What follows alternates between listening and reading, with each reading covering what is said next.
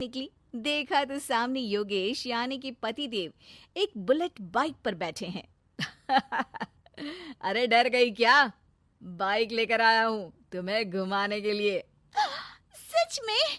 मुझे लगा पटाखे फूट रहे हैं। अरे पटाखे भी फूटेंगे और मिठाई भी बटेगी। माँ को तो बुलाओ। माँ भी बाहर आ जाती है। अरे योगेश बेटा, इतनी जल्दी आ गया? और ये गाड़ी किसकी है? साहब की है? हाँ माँ, तुम्हारा बेटा साहब से कम है क्या? मेरी ही है। अरे बेटा, इतनी बड़ी गाड़ी ले ली, इससे तो तू घोड़ा ही ले लेता। महंगी पड़ी होगी ना? माँ महंगी सस्ती छोड़ो और मिठाई लाया हूँ, गांव में बंटवा दो। अरे बंटवा क्यों दो? पीछे बैठो, गांव में बांट कर आते हैं। सब खुश थे। योगेश गांव के बाहर एक कोयले के खदान में मजदूरी करता था।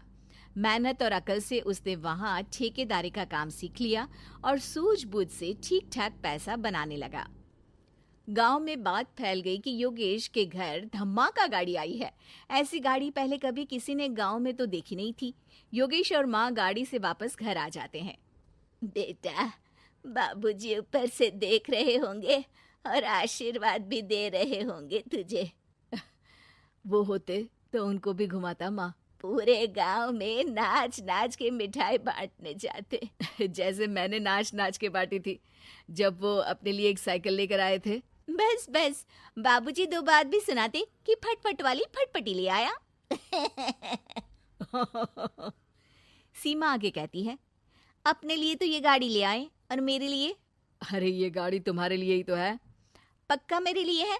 अरे पक्का तुम्हारे लिए है। अगली सुबह जब योगेश सो रहा होता है तो उसे बाहर से गाड़ी की आवाज आती है। वो घबराकर चिल्लाता है, चोर चोर, मेरी गाड़ी ले जा रहा है, चोर चोर। माँ भी जागती है और योगेश के साथ दरवाजे की तरफ भागती है। जैसे ही दोनों बाहर निकलते हैं तो देखते हैं कि सीमा गाड़ी चला रही है। अरे बहू, नाक कटवाओगी क्या? ये क्या कर रही हो? अरे गिर जाओगी, ये क्या कर रही हो तुम? सीमा गाड़ी को रोक कर कहती है, सारे गांव में घुमा लाई, कहीं नहीं गिरी। क्या? सारे गांव में घुमा लाई? अरे लोग क्या कहेंगे बहू? सोचा क्या एक बार? यही कहेंगे कि कितनी अच्छी गाड़ी है। अरे तुम्हारे बारे में। हाँ, कहेंगे ना कि देखो कितनी अच्छी गाड़ी पर बैठी है। बहू गाड़ी रखकर योगेश और सासू माँ के पास जाती है। तुमने कब गाड़ी चलाना सीखा? हमारे बाबूजी के पास पुरानी स्कूटर थी, सीख ली। फिर स्कूल में एक मास्टर जी भी ऐसी ही गाड़ी लेकर आते थे, उन्होंने सिखा दी। हाँ हाँ, स्कूल के मास्टर आजकल यही सब तो सिखा रहे हैं। पढ़ाई का कुछ सिखाते तो कुछ भला होता। अरे बहू, अब गाड़ी मत चलाना। हमारे परिवार में कभी किसी औरत ने पीछे से आगे की सीट पे आने की हिम्मत नहीं की है। तुम भी मत करना, समझी? जी, समझ गई माँ जी। सीमा सास की बात सुनकर चुपचाप रसोई में जाकर उदास होकर खाना पकाने लगी है।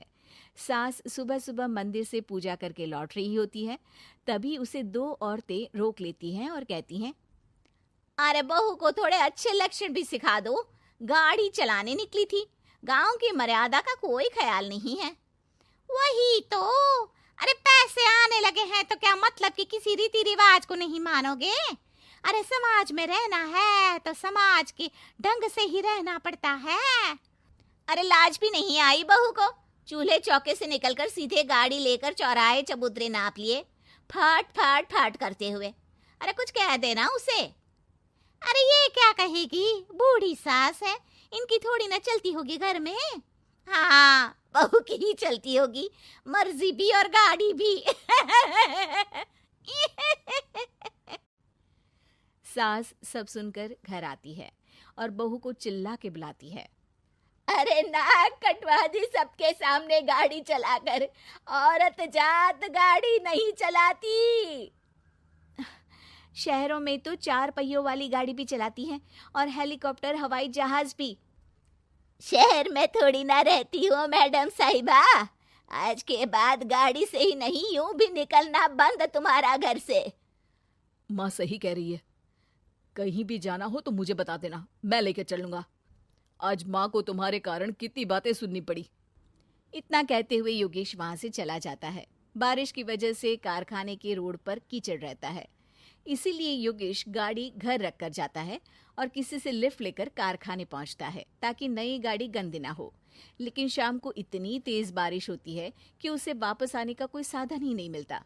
बारिश बढ़ती जाती है, रात के 11 बज जाते हैं। रास्ते में एक नदी का ब्रिज है, अगर उस पर पानी आ गया तो योगेश कारखाने में ही फंस जाएगा। पूरी रात भूखे प्यासे बितानी पड़ेगी। घना अंधेरा, बिजली की कड़कड़ाहट और तेज बारिश। राजेश डर भी रहा था, ठंड से कांप भी रहा था। तभी उसे रोड से आती हुई एक रोशनी दिखती है। वो देखता है कि उसके सामने एक बाइक आकर खड़ी हुई है। वो ऊपर वाले को धन्यवाद देकर उस बाइक वाले आदमी की तरफ बढ़ता है, पर पास जाकर देखता है तो भौचक्का रह जाता है। सीमा, तुम यहाँ इतनी बारिश में गाड़ी पर? पहले बैठो तो, नदी ब्रिज पे आ जाएगी तो जाना मुश्किल हो जाएगा। योगेश गाड़ी के पीछे बैठता है। सीमा गाड़ी चला रही है। मैंने तो तुमको पहचाना ही नहीं। गाड़ी की आवाज तो पहचानी होगी ना। अरे पर मुझे नहीं पता था कि तुम आओगी। अच्छा किया कि तुम आ गई। माँ नहीं आने दे रही थी, पर हमेशा पति पत्नी की रक्षा थोड़ी ना करेगा, पत्नी को भी तो करनी चाहिए। योगेश को सुबह अपने किए पर पछतावा होता है। उसकी आंख में आंसू आ गए जो बारिश की बूंदों में बह गए थे। उसके बाद सीमा को सास ने और योगेश ने खुशी खुशी समाज की सीमा लांघने की मंजूरी दे दी।